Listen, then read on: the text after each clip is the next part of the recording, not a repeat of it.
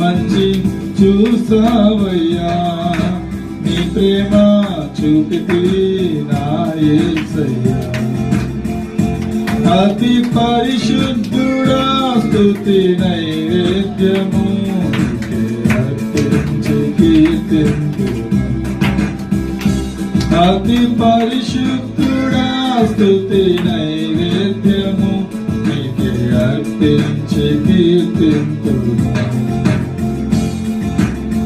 సారెపై ఉన్న పాత్రగా నన్ను చేజారిపోనివ్వక,